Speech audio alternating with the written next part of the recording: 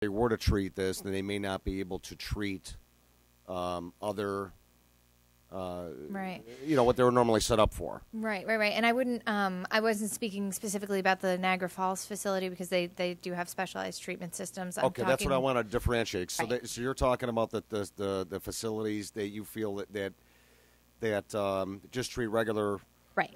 What they're set up to do. That if they were to do this, it could jeopardize what they were originally set up for in the beginning. Okay. Absolutely, and that's most of the facilities in the state are based on the biological treatment systems are just meant to treat sewage, and that's what they're based upon. And I have heard in testimony and other hearings that a lot of the companies in Pennsylvania are doing a lot more recycling than they were in the past. They would only, maybe do 2 times pass through, but some of them are recycling and carrying it from wells to wells.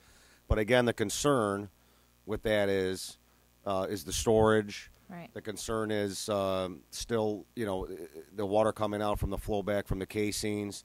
And at the end, you're going to have pretty much, because of it sitting, a higher concentration, I think, of chemicals, and that's also a concern. I would take it. You would agree with that? Yeah, absolutely. Okay. Absolutely. And it's, I was kind of thinking the same thing in my head when it was mentioned about, well, we're filing the federal guidelines on this with regards to hazardous waste, but so that's why we're doing it, when I know, just being in the Senate, that New York State on various occasions has gone so much higher above the federal requirements, from Medicaid to other issues, that you don't really need to, to stay at that same level. And I think it's something I think that the DEC is actually, starting to take a look at again. And just on that point, if I may, the one thing that I would say is that folks concerned about this issue are looking to the feds for a lot. The Environmental Protection Agency is doing their study on how fracking impacts groundwater and water supplies. They're the studies that the EPA is doing out of Wyoming. So the feds do have more resources. They have more abilities at their disposal when we're looking at what's going on a national level and taking some of those lessons and applying them to New York. So there is definitely a role for the feds to play.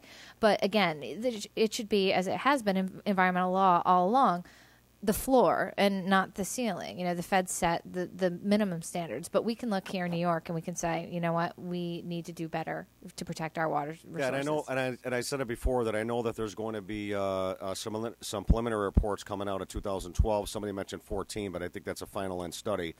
And I understand what happened in Wyoming, and I understand that in New York, that's not a case that would happen here based on the depths and buffer zones, so on and so forth. But there's the EPA is still doing their particular their study and still moving forward.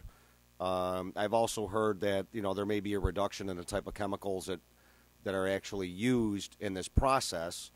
I don't want to say more greener chemicals, but I mean chemicals, and nonetheless, a sense that if you're reducing something, that's always a good importance too. Absolutely.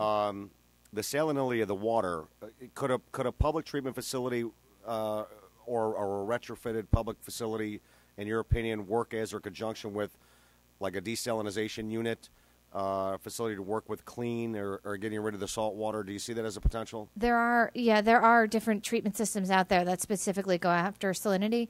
The problem that they encounter so often is that they are super energy intensive, and therefore they wind up being very, very expensive. And this makes sense. Otherwise, if not, we could, all of Long Island could be drinking out of the ocean, and we could do it, right, or where there is ocean, not just Long Island. I don't mean to pick, but we could be looking at this as a real option. But it comes down to expense. And again, if that's something that the industry wants to take on and can reduce these pollutants down to the point where they are not a problem, that's something that makes perfect sense. But at this point, it's not being proposed in New York State, and therefore we shouldn't allow this waste to be treated at municipal treatment plants in New York State.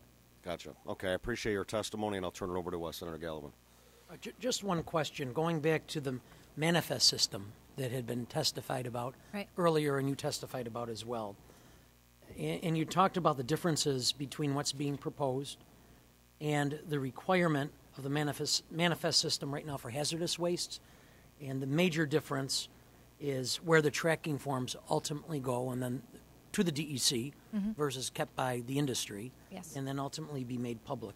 Are there other significant differences that you're aware of? That's the most, is for the tracking system alone, that's the most significant one that I've come across in my research so far, because both the hazardous waste and the medical systems would require the generators to note how much waste is being transported, who's transporting, where it's going to, signatures at both ends, that sort of thing. So far in my research, and I'm not saying I won't find something else, but so far that's been the biggest difference. Okay, thank you. That's all. Okay. Thank you very much for coming in today. Thank you. We have Paul Hartman, please.